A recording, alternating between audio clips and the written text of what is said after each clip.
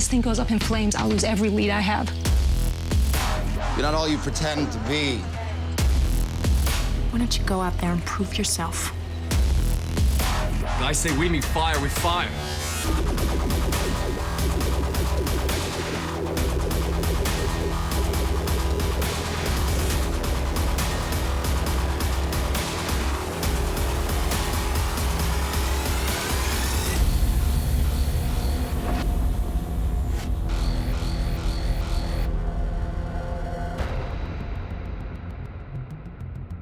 The title Rogue refers to the character that I play, Grace, who is an undercover cop and after traumatic personal experiences decides to go back undercover without her police department knowing. She's a truth seeker, passionately devoted. What if you're just shitty at your job?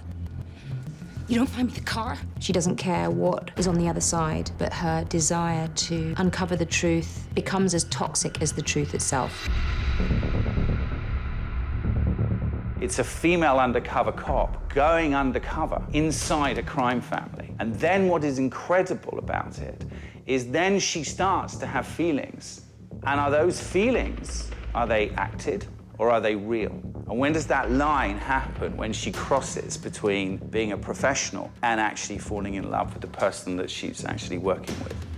The reality of the show, it's about how she gets emotionally involved with this head of a crime family and how this character loses herself, loses her moral compass, loses all sense of who she is. You're filming this way at the beginning, but here's one family, the crime family, here's the family of Grace, and there's the cop, as we call it, the cop family. So the show is basically about the interrelationship of those three families. This show came about primarily because I was working in London. And Matthew, he had an extraordinary idea for a show. And I happened to be friends with some of the people who worked in undercover in Scotland Yard in London. One of the things that materialized from those conversations was how affected, especially a female undercover cop is, by the two worlds that they or she inhabits. You watch, in this case, Thandie acting another character. So you have levels of complication already with that central character that are fascinating and really interesting. Matthew Parkhill and I met a number of years ago, and he has sent me the script. And we'd kind of bonded and loved the character and loved the premise, and I was very much committed to the project. And so a couple of years later, I get another call saying that they had relocated the project to the United States, and would I still want to play Grace? And whether Grace is American or English, Chinese or Nigerian, I want to play her.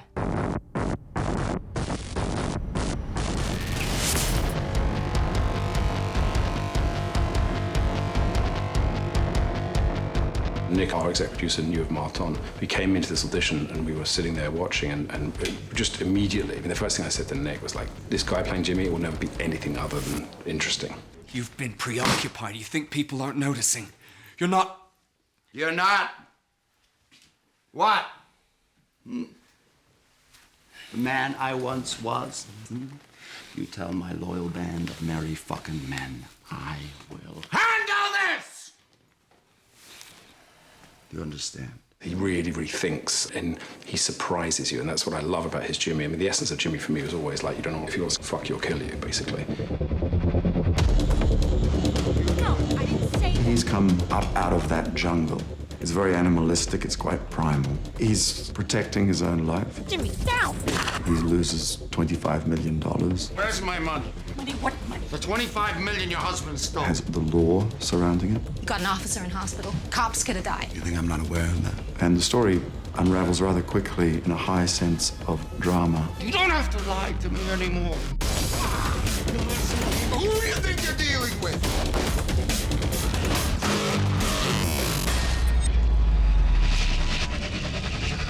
So when I found out that he was going to join us, I was thrilled. And I felt really secure in the casting of Rogue, that they wanted to go with someone who's as interesting as Marton. You were right. About what? I have a traitor in there. Who?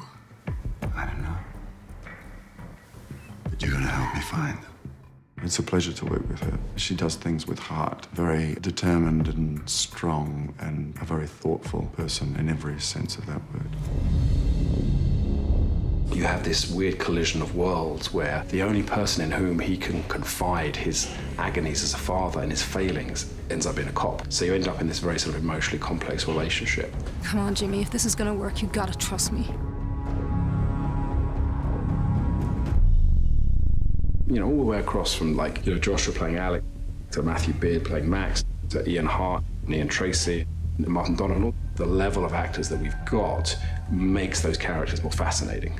What I love is that actually you've got actors from 3 really different nationalities. You've got English actors, Canadian actors, and US actors. I like the idea of combining talent like that and making that talent homogenous and work.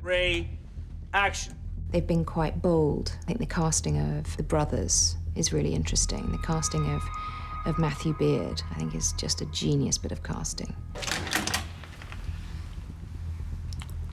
You must be Jackie. And you must be Max. Well, I am Max Laszlo, the youngest of the Laszlo reign. When we first see me, I'm in jail. I'm coming out for resisting arrest. I kind of appear to have taken a slightly more straight path than my family.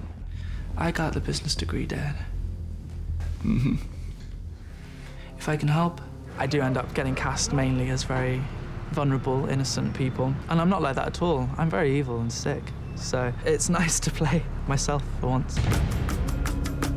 So when I first got the script and started reading through it, it was really nice to have a character that I could really completely unravel myself and sort of do something completely new.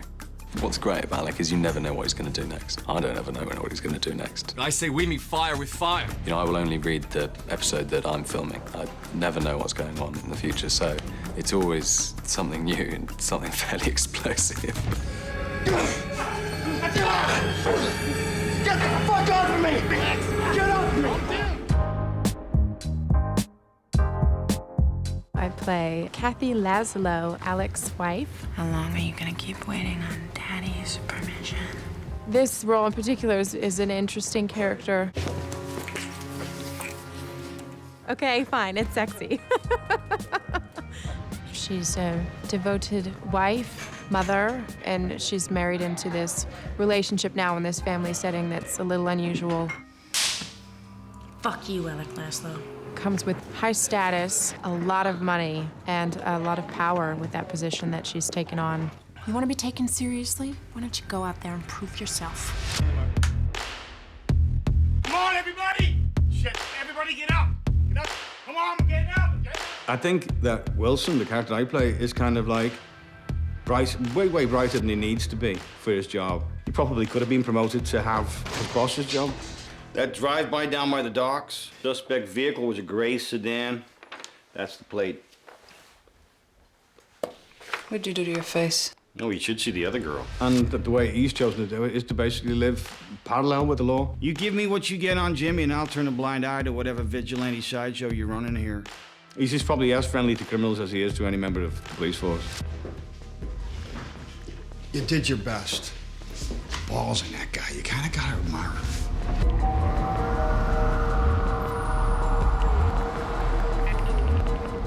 I play Deputy Chief Campbell. I'm the Deputy Chief of the Oakland PD. Come down hard on Laszlo. Light him up. He does very immoral things. So I just think it's my job to make it very difficult for the audience to dismiss a character out of hand. He's a scumbag. I've got him pegged. I can judge him. Done. Apply the pressure. Finish him off. When that happens, it's probably because of the writing is not very strong, and that's not the case here. The writing is very strong, so everything that he does, I have to justify, because I think that's the nature of people who do bad things. They rationalize it. Find out which bastards did this and nail them.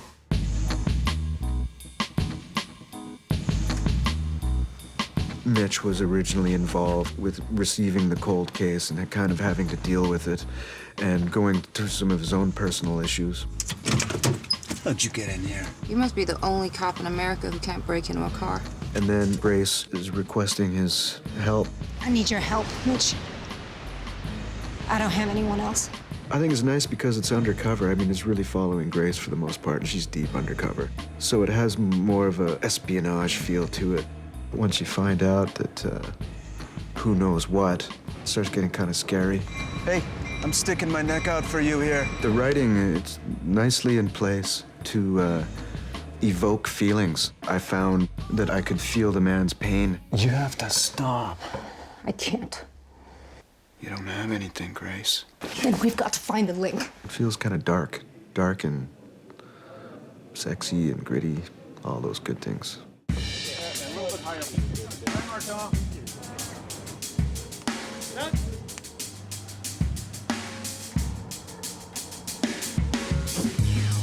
I think both Josh and Matthew are very studious and passionate and keen to do the best that they can. Yeah, like me, so I'm enjoying working with them. Well, so far I've only had one scene with Marton, but we have rehearsed and read through it, and he's incredible. He's brought so much to me. He's really building us all as a family in his head. He's not being selfish and focusing on his character. He's really focusing all the time on how his character relates to everyone else. And worked well. Yeah, I'd say so.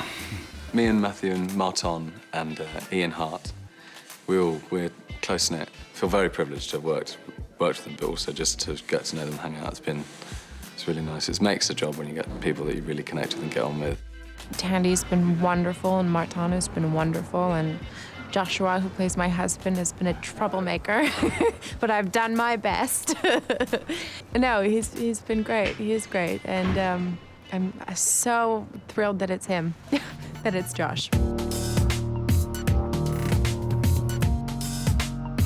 A table read is when you get all the actors together for the show, for the episode that you're actually then about to record, and you simply just read it around literally a long table.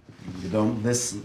We had to do something. We had to hit back. Don't fucking listen. I had it in hand. I had it under control. People were laughing at us. There were fucking cops in there. And that's the first time you really get a sense of the arc of what you're making, in that sense, right off the get-go. And if there's any glaring problems there, you can address them before you actually spend hundreds of thousands of dollars putting them on film. At the beginning, when you first do the table read of episode 1, you do that in a very calm, lovely surroundings, and all your heads of department are around you, and it's probably 30, 40 people in the room listening, and the actors and everybody's taking notes and being very attentive. Yesterday's table read took place in the middle of us shooting one of the biggest days we'd ever done on episode 2, and it was fun. Who's on third? Who? Who is on third? Where? Should we start again? Sure. Oh, I just had chills today, and of course I knew what was happening in this episode, but certain scenes, very exciting.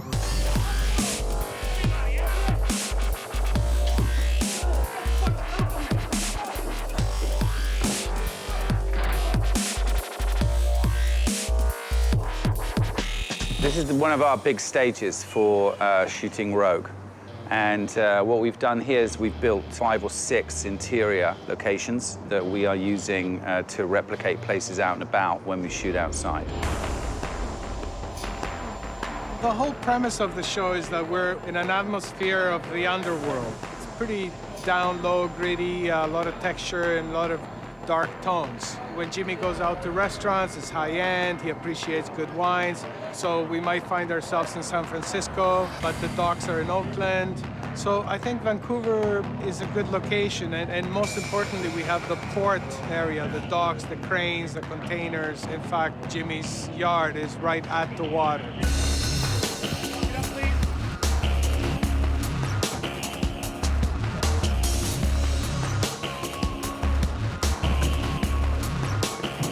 So what we have here is Jimmy's waterfront empire, his office building, that we've constructed and embellished.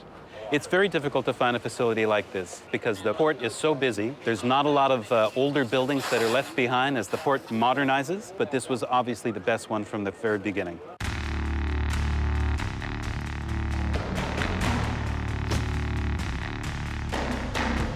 Inside.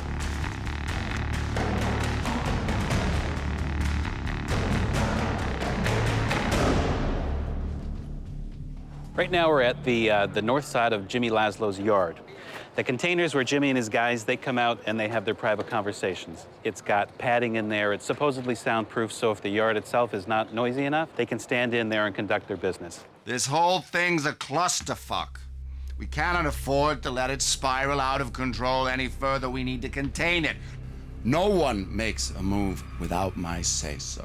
This is the inside of one of those containers. We build ours just a little bit bigger because we take out the walls, we fly some of the doors, and we take off the roof when we want to. Containers in our story are very important because not only do they supply the engine and the money and the cash for the crime family to operate, but also they use this particular container to have private conversations the police or the feds or the rival gangs can't listen to.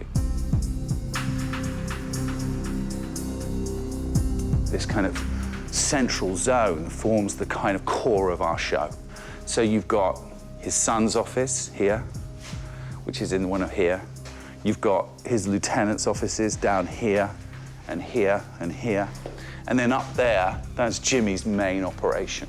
This is a show in which it's almost modern-day crime. It's actually how crime has become absolutely part and parcel of everyday life. What they do is a business. They do containers. They do import-export. They bring handbags in, they take handbags out. And what they put in those handbags or what they do as part of that, that's something else. So what this needed to do is be authentic, and it needed to be legitimate, it needed to be male, and fundamentally it needed to have a darkness to it and a threat to it. We're in the world now of the Oakland PD. This is the main office for the Hernandez, Fleming, Wilson that investigate organized crime. Basic fact is that most cop stations are everyday, ordinary workplaces where people get on and do a very difficult job. This is all we wanted to represent. This is not anything special or anything amazing. It's simply just where they work and where they try and bring down the bad guys. Relations between my family, my businesses, and the Oakland PD have not always been all that they could. I fucking love this guy, man.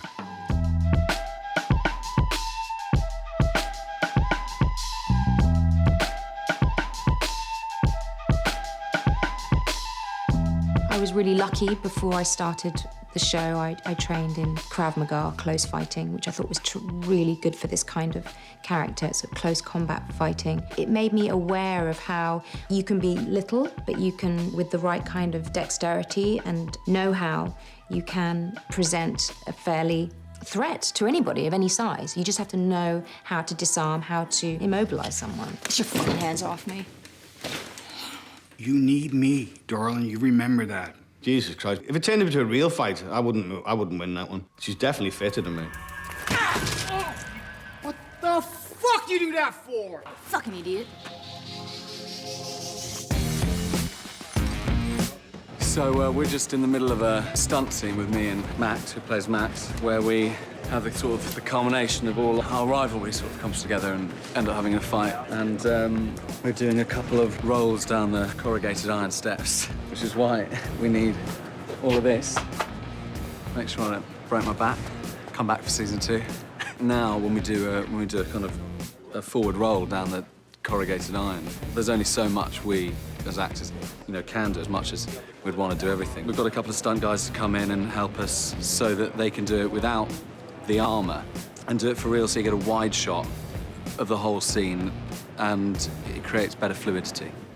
Well, we haven't used the stunt guys yet because the actors are pretty good. Matthew and Josh are doing 90% of it, other than the fall onto the steel stairs. You shouldn't be filming this. This makes me look less tough. Okay, we're set. Ready, and action.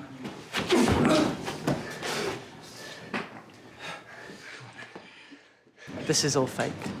Not all of it, obviously the face is mine. What's going on today is that we're shooting parts of episode both 1 and 2, and we're establishing, essentially, as part of the story, the whole background to one of the most violent scenes that takes place in the show. So we've got a Chinese restaurant on Main Street here. This is the exterior of the restaurant. So we got a couple of guys on a motorcycle riding by. The guy in the back will have 2 Molotov cocktails, and he's gonna chuck them through the window, start a fire inside, and then we go on stage for the big burn. So we have the 2 parts of this. One is the location here, where the stunt guys come up on the motorcycle and break the glass. There's a couple, 2 or 3 cameras that see it go through the glass and cut. Well, for the rider, it won't be so bad, because he's riding by slowly. For the guy in the back, it should be interesting. Can't hold on, he's got 2 Molotov cocktails on fire, so he'll have gloves on, and then he's got to figure out how to get enough torque to throw off the back of the bike and break the window. Right when I see the window, I toss the first one, and then I turn, toss the second one. Try not to get him on fire, and yeah, because we have no fire retardant on it. Here we go! Ready, set, action!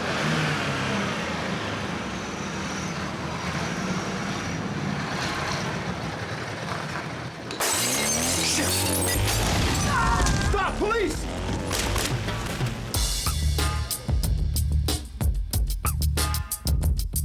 Today we're working in this restaurant. I think I am a waiter, and I will be on fire. We're gonna gel our face, our hands, our face, anything exposed will have gel on it, and we'll be putting fire retardant clothes on, Nomex, and we're gelling that up. And when it goes time to go, they'll just light me up, and everything will be on fire, and we go. Ready, set, action! Out, out, out, out, out! Okay! All right, everybody up! Everybody get up!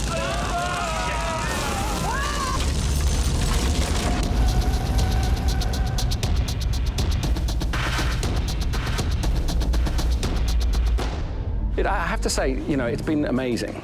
You know, I mean, and I mean that, and like, I'm not saying that just because I pay my salary. I actually genuinely mean that. It's a great journey. When you work with people who are saying, we love what you want to do with this show, go do it. It's quite incredible and quite rare. And I also happen to think it's the way you get the best out of people.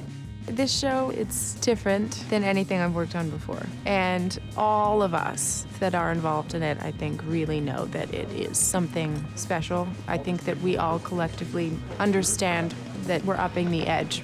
It's very well written. I was hugely attracted to how dynamic the story was. It has a believability to it, which I really responded to. You know, what you always strive to do, and I think what Matthew's done in writing it, is just create something original. And I think that's what everybody really wants to see. In the end, we've all seen the same stories told in many different ways. So you want to see them told in an original way, and you want to see great acting and great writing. You want all of that stuff to be of the high standards, and hopefully that's what we've given everybody. Well, if it's anything like our experience, it's going to be one hell of a roller coaster, I think. And I think the show's got a lot going on. This fantastic story. It's very compelling. There's a lot of great sex, a lot of great violence. There's a lot of wonderful twists and turns. So hopefully it's going to be a real roller coaster for them.